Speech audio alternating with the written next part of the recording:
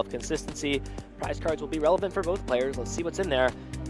Ooh, 2 Mezagoza. Now, Mezagoza, the people are divided, Ethan, on whether Mezagoza is necessary. But for Lugia specifically, it definitely deserves a spot because you need the basics, you need the evolutions to find the Archeops. And with 2 Mezagoza in the prizes, a lot of Lugia's consistency is going to be off the table for Regan. And we know from experience that Lugia, if it struggles to get off the ground, struggles to get that summoning star going, it can't put up a real threat. Regan starting off with Tyranitar V in the active spot and has the Nest Ball at the very least. Kevin, Clemente, who is, as you said, playing that Lost Box deck. This is the aggressive Forest Steel Stone variant that specializes at getting up and attacking the opponent almost immediately, can get enough cards in the Lost Zone for Mirage Gate turn 2 or even turn 3. And if Regan can't put his game plan together, Kevin's going to run him over. We talk about consistency being key, and Regan's hand is not looking very consistent at all. Able to get the Nest Ball to find Lugia, which is what you want, but has an Archeops in hand, but no way to discard. Just a lot of double turbo energies. It does have that 1/1 line of the rapid or the single strike Urshifu V and V Max. One of those pieces in the hand. Not one that you want to play down in this matchup whatsoever, but has it nevertheless. Judge and a couple of double turbo energies, and I mean, to keep pace with this Lost Zone deck that's firing off damage on you as soon as the first turn of the game, if you go second, which Kevin is, you need to be able to attack in response on the second turn of the game.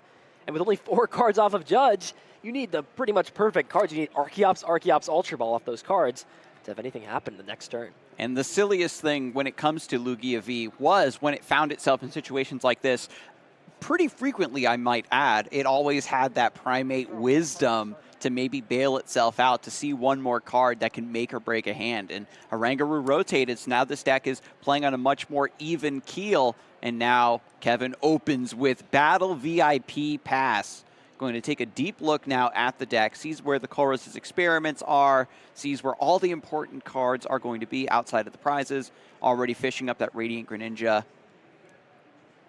Battle VIP Pass, I mean, we saw Lost Zone on round number 1, but it didn't really showcase what the deck could do because of Klefki and other factors. But here, Cleven is going to give us a showcase on what Lost Zone can do on the first turn of the game. Battle VIP Pass, it is a meta-defining card that exists right now. Your deck either plays it, or your deck can do what it needs to do without getting a lot of basic Pokemon down. It's that powerful. It's that strong. Sure, Nest Ball grabs 1, but grabbing 2 for 1 early on in the game is so relevant and so important.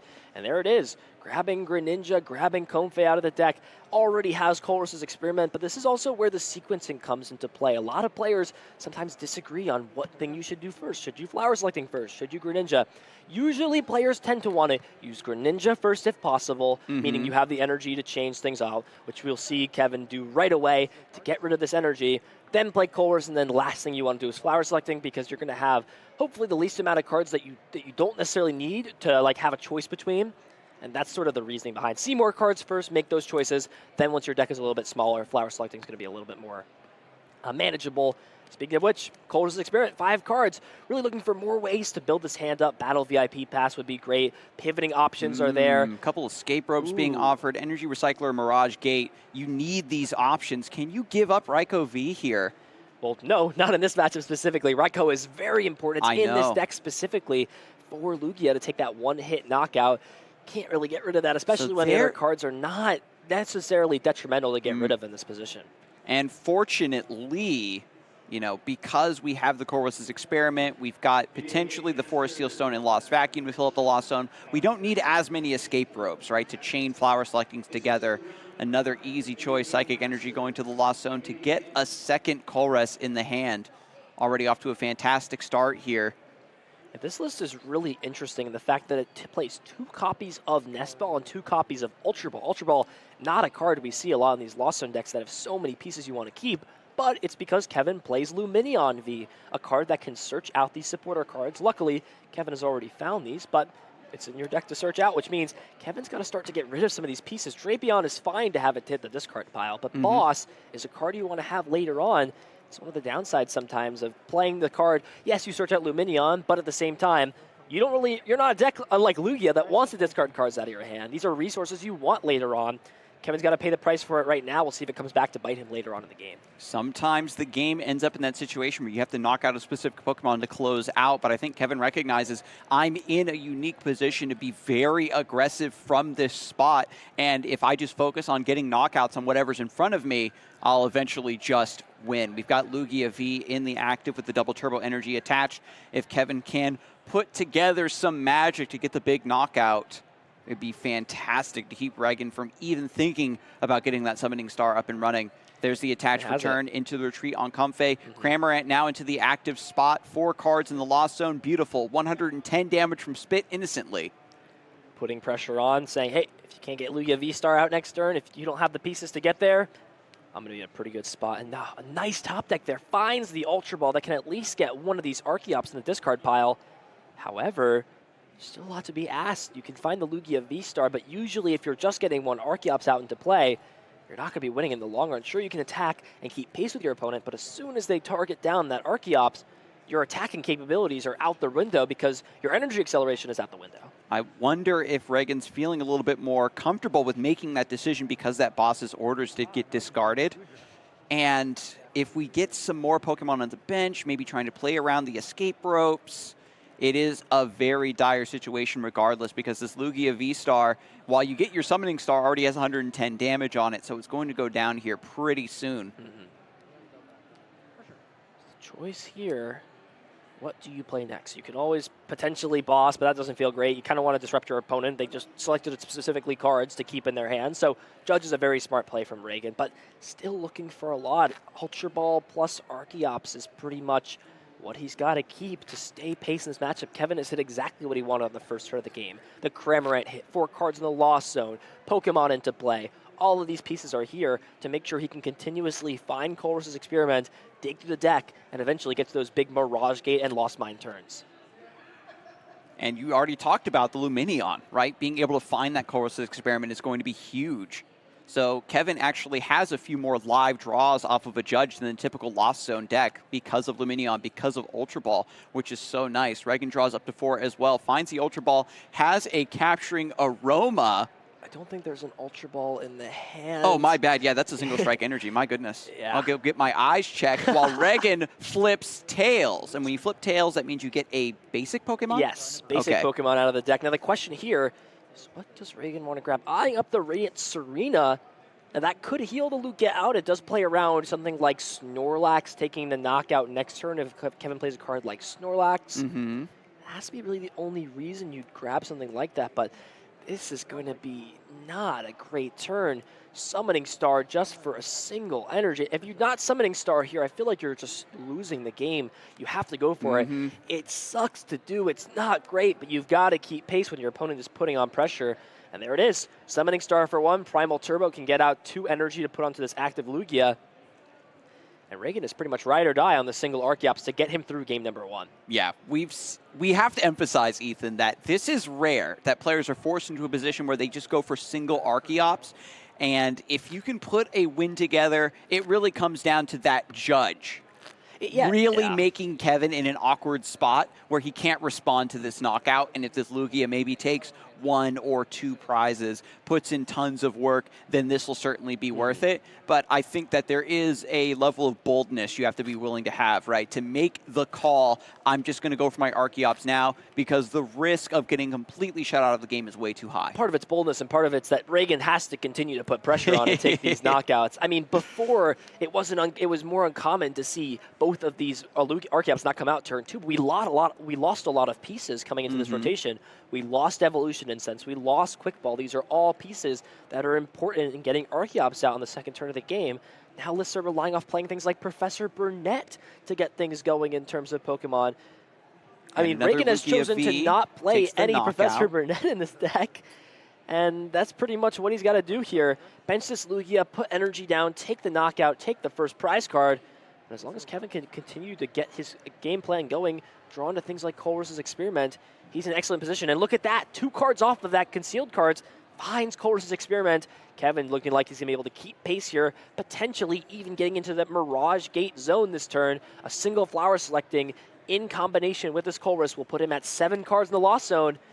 And with Mirage Gate, the possibilities just start to open up tremendously. Yep. Plays the Colress before the Flower Selecting, of course. You have a much wider choice of what you want to send to the Lost Zone. Battle VIP passes is the easy choice. Keeps the other Colress. Has the Dragonite V, also part of the equation.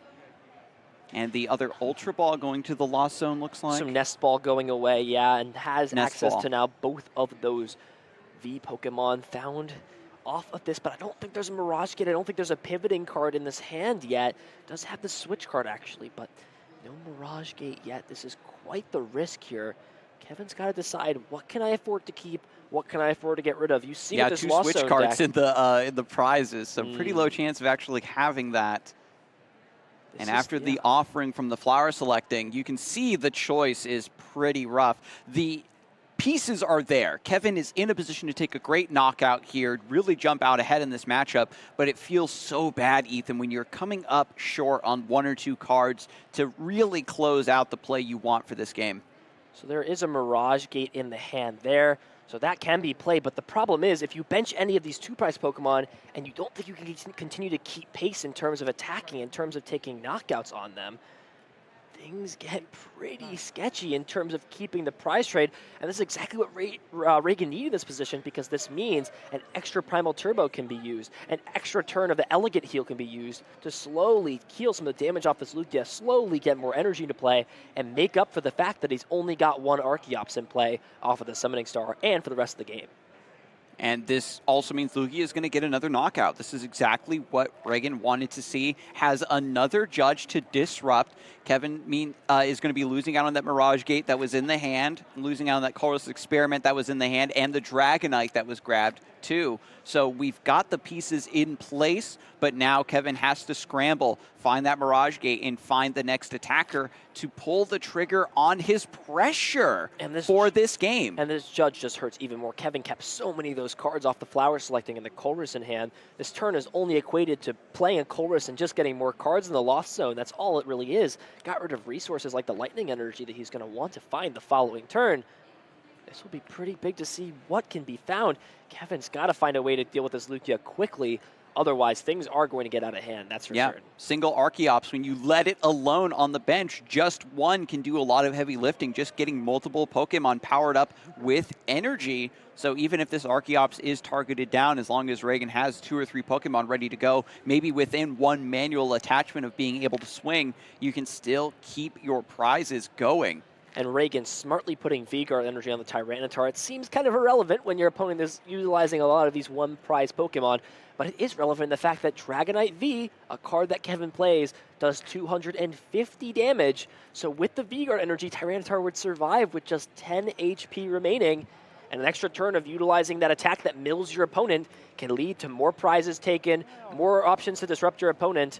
And it looks like Kevin, I believe, didn't have any way to keep up in terms of pace. Scooping things up. Regan's going to take game number 1 after a super shaky start, only getting 1 Archeops into play. Takes the risk, right? Gets the Archeops down, knows that with this plus Judge, if I can throw my opponent off their game for a couple more turns, open up a window of opportunity for myself, I'll have these big attackers ready to go. And Kevin had to take the other risk of keeping those Pokemon V in the hand because it just wasn't quite time for them to get into the active with the Mirage Gate and having the switch to get the Comfey out of the active spot as well to take the knockout. Didn't want to just leave a Pokemon V dangling for Regan to get 2 free prizes and got punished by the follow-up Judge.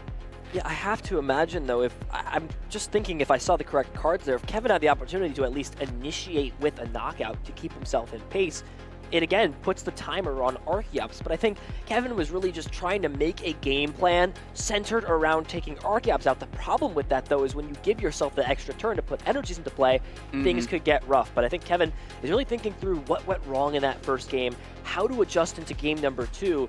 It's possible to still beat this deck if they get double Archeops out, but it just feels so bad when your opponent missed what they needed to early. You have a built-in advantage, but you're just not able to capitalize based off of the factors that happened in game number 1. Yeah, even kept the Raikou, had the Dragonite V. Was maybe the tunnel vision there a bit too strong? Is the Dragonite V being mapped to be put into play to take down a specific Pokemon?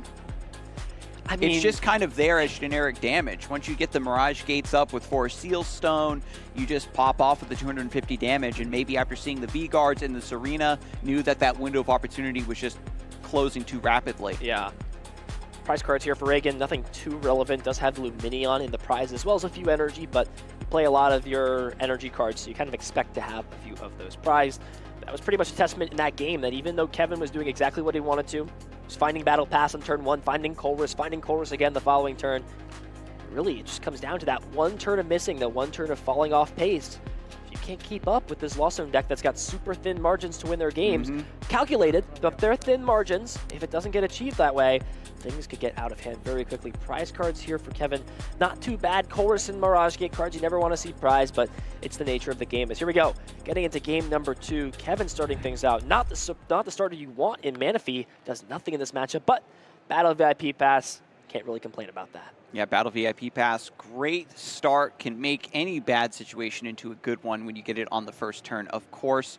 And I think that, Kevin, we might see the adaptation of taking a little bit more of a risk, right? You're going to be flying a little bit more in the face of what your opponent might be able to do to punish you, because we know Regan's only on 2 copies of Judge, but Kevin just saw both of those really dismantle his entire game plan. So we might see him start benching these Pokemon V, overextending a bit into, you know, these other attacks that could snipe these Pokemon down before they're established, just for the sake of getting them in play and trying to avoid the Judge as much as possible. As we know, Judge rose to prominence specifically for its disruptive power against Lost Box archetypes. Strong card indeed. See if Regan can utilize that again, like in game 1, to put Kevin into an awkward situation. When it comes to finding cards, and speaking of awkward situations, Kevin does not have a lot going on in this hand. Has Clara, a few energy cards, I believe an energy recycler. This concealed cards is going to have to find a lot of pieces. Maybe Battle VIP Pass. Beautiful. Look at that. Exactly like that. Can find 2 more cards out of the deck, get the second Comfey to play, and then a choice of either a third Comfey or getting this Cramorant down to start attacking, hopefully in the second turn of the game. Is looking at the double Comfey start. It does have the Cramorant in the deck, probably recognizing, right, like, yeah, I got the Cramorant the attack turn 1 and everything. I had the pressure going, but going first here, probably not the best way to get the Cramorant, is actually eyeballing the Raikou. Maybe we get another draw off the fleet-footed, and having a lightning attacker versus Lugia, of course, is such a strong play from this position, because it puts Regan under a lot of pressure without being able to fill up the bench necessarily. So you usually don't see something like this get benched into play. It's not a card that you want right away because you want to play it down, utilize Mirage Gate, and get it down. But the problem is, there's not a lot of pressure going on terms of Regan on the first turn of the game, so you can bench this down. The goal of this deck is to utilize these Lost Vacuums, or actually this deck is playing Lost Vacuum. So Lost Vacuum and the Forest Seal Stone to put on a lot of pressure in terms of cards in the Lost Zone to then power up these attackers turn 2. And all of a sudden, Regan's got to be careful of this threat. Kevin is very, very clearly telegraphing this play that, look, when it comes to all the Pokemon I could be using next turn, when it comes to everything that I want to attack with, this is it. I want to attack with this Raikou. It's 100% going to be this Pokemon to take this turn 2 knockout onto the Lugia. Mezagoza flips heads. This means you get to search for an evolution Pokemon. So this is going to find Archeops, or maybe even Lugia V-Star for later. But the reason that Kevin, again, put down this Raikou V is because of this Lugia start. We've got the ability, right, to force Regan to start benching other Pokemon, or else be under the pressure of this lightning attacker coming through to get the knockout. Heads is 100% what you want here for Regan. Has the Ultra Ball in hand. You see it right over there. Has the ability to now discard the 1 Archeops already in hand, and the second one get grabbed off, and this is like a Lugia player's dream on turn number 1. Ultra Ball away, double Archeops. You don't have to worry about that in your second turn of the game. They're there, they're in the hand, and this is perfect start, exactly what you want to see for Regan. 1 Luminion being prized is a little bit frustrating, but there are 2 in the deck, so there's no need to worry. And now the double Archeops in the discard pile. Ultra Ball also allows you to search through for another Pokemon. Going to grab that second Lugia V as a backup. Okay, so this is actually interesting. So this is one of the nice things about playing Lugia is your deck doesn't need a lot of maintenance once you get set up, once you get your Archeops into play. Regan pretty much has everything he wants in this hand. has access to the Lugia V, has access to the V-Star here, has access to Tyranitar, Boss's Orders, and of course, that key card right over here, the Radiant Serena, has access to that to make sure these Pokemon are healed up in case Kevin tries to go for some of these Lost Mine shenanigans. The Lost Box decks that, they rely outside of the Pokemon V, which we know kind of take a lot more setup to actually become threats. Just rely on the chip damage of Sableye, Cramorant, and so Radiant Serena just takes the wind out of their sails because the longer they take to close out those knockouts, the Elegant Healing just comes through to just close that window. And this play is safer as well for Regan. Understands that if his only Lugia is removed out of play, if Lumineon draws into nothing off the supporter of choice, Regan's most likely just going to lose the game because Raikou is just going to go through every single Pokemon in play. Only option left is if there's ever a reason to bench this Tyranitar, where to put the energy attachment. The energy attachment on the active means that Kevin needs to find one more benched Pokemon to take this knockout. Right now it's dealing 220 damage, or 100 damage right now because there are 5 bench Pokemon in play, which means that or 120 damage right now because there's 5 bench Pokemon in play. But attaching the V-Guard energy just for the sole purpose of utilizing Read the Wind to draw some more cards, make up for the fact that there was no supporter played on the first turn. And thinking about discarding the boss's orders, the rest of the Pokemon in the hand, of course, have to be kept, but thinks about getting rid of the Tyranitar. I think this is correct considering the cards in hand. The problem is, if your opponent misses the knockout, then you can play the boss orders to bring the Raikou up. But I think Regan is understanding at this point, I'm going to give it on my opponent to say they've most likely got it. I want to play to keeping a Pokemon that's going to give me a lot of value later on in the game when I get to mill my opponent a few cards, take a knockouts on these Sableyes potentially, and also take one-hit knockouts on things like the Dragonite V that could come in later on in the game. Yeah, you have to fill up your bench regardless, so there's no point trying to be cheeky to keep the Raikou power down. And you know that when it comes to Lost Zone decks, that's what they specialize in, is having tons of switching cards. So choice of Lost Zone is that Escape Rope. Does have the Ultra Ball and Forest Seal Stone and Lost Vacuum in play. We talked about Ultra Ball a little bit, but Lumineon is that main card that Kevin can grab out of his deck to guarantee the Colress. But if he cannot do that, if he can avoid doing that, that's definitely going to be the plan. Regardless, a second Flower Selecting being utilized. Is there a Colress? Another tough choice. Hisuian Heavy Ball gets the Lost Ball. Lost Zone. And Water Energy kept. There's the Forest Seal Stone. We can use Star Alchemy now to search the deck for any card. And I think this is going to be the Colress's experiment. There's no reason to not grab that. That way you save your Lumineon, you don't put that threat into play, and you give yourself that option later on. The only piece missing from this hand has a lot of solid pieces is that Mirage Gate. We see the energy card in hand, not really needed. Does have access to the Lost Vacuum, which can then get rid of the Forest Seal Stone. So with the Colress, that would bring to 5. Lost Vacuuming away your own tool card would bring you to 7, and that would get you in Mirage Gate range and allow this Raikou to attack this turn. Yes, that is the strategy, Ethan. I remember when I first saw this Forest Seal Stone idea with the Lost Vacuum, it was so creative, and it really caught a lot of opponents off guard. And now in this format where you don't have as much time, right, to just kind of kick back and wait for Sableye, you want to be more aggressive. This variant has really risen to prominence. And importantly, finds a switching card in the hand. That's exactly what you want to see. That is the one piece that was missing so far because already Beach Court has allowed this to retreat. So looking for I would say probably the switch card is maybe a good choice to keep. You don't want to play the Escape Rope because if you play the Escape Rope, your opponent's just going to put up one of these Pokemon that's not going to get knocked out by the Raikou. And if they have Boss, you're not going to get any value off it. So that's an easy choice. And then probably one of these Nest Ball are going to go to the Lost Zone. From there, I don't think there's much else to think about, and Kevin's going to take the right choice, in my opinion, do exactly that. And after everything has been put into place, we've got a Nest Ball to thin down one more card, fill up this bench, make sure Raikou V is all ready to go. Comfey is being looked at here. Yeah, Comfey is good. You could also get Sableye down in preparation for that on the following turn. Yeah, this deck gets 7 cards in the Lost Zone so quickly, it's only a hop, skip, and a jump to start getting that Lost Mine coming down, and then you're pressuring the Archeops, making it difficult for Regan to actually get set up. Because Kevin absolutely needs to take the knockout this turn. Yeah, looking at the hand, lots of solid pieces. Oh, wait, actually still missing. Okay, so this is actually really interesting here. Does not have the Mirage Gate, and I thought Kevin had that piece locked up. But this is pretty interesting. So Kevin has the option to play gambling here. Fleet-footed? I don't think you can do that. I think at minimum going for one more Comfey seems okay at this position. And Are there 2 cards that he can draw into to get him there? Another switch card. Is it time now? I mean, it's just tempting him at and this we point. talked about it, right? Where Kevin was 1 or 2 cards short in game number 1 to actually pull off the combo. He's going for it. There's and he no has way. to full send, because if there's a judge here to disrupt, fleet-footed. 1 card Mirage Gate? Mirage Gate. No, it's not. Sableye. You slam it. You slam it if it's Mirage Gate, and it's not. It's the Sableye. What do you do in this position here? Has already retreated for turn. Oh, and this is unfortunate too, because just Snap played the Lost Vacuum from hand, but there's no Battle VIP pass or Drapion or easy Pokemon to put away. Is going to have to get rid of this Psychic Energy, a card that would be very relevant down the later line of the game.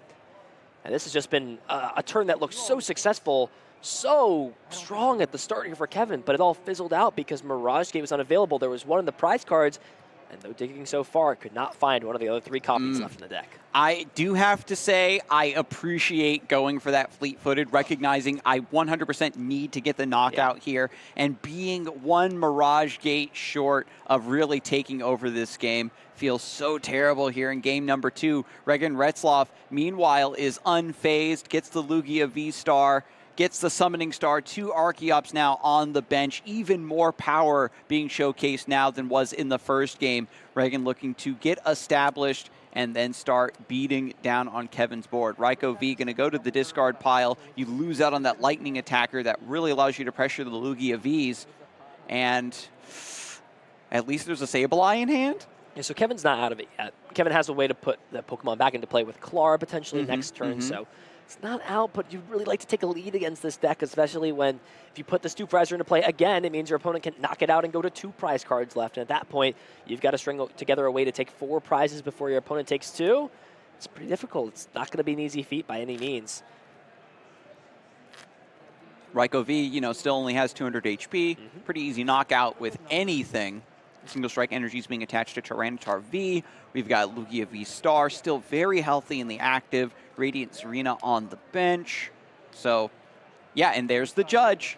Kevin knew that it was coming. That is insult on injury after such a poor way to end the turn out. Plenty of cards on hand to work with next turn to give it another shot. Your opponent says, hey, I'm going to capitalize on you missing in the best way possible, disrupting the hand fully, putting it back into the deck. And it feels like Regan has just taken full control of this match. There's now 2 Archeops in play. The Radiant Serena to heal any sort of spread plays with the Greninja to try to remove these Archeops out of play. The Tyranitar getting powered up to start utilizing that attack to mill your opponent and take prize cards. Things are going excellently here for Regan in game number 2. Yeah, Kevin losing out on Clara as well means that Ryko V is going to be sealed away for the time being, but draws right back into it along with the Mirage Gate. Maybe there is yet hope, Ethan.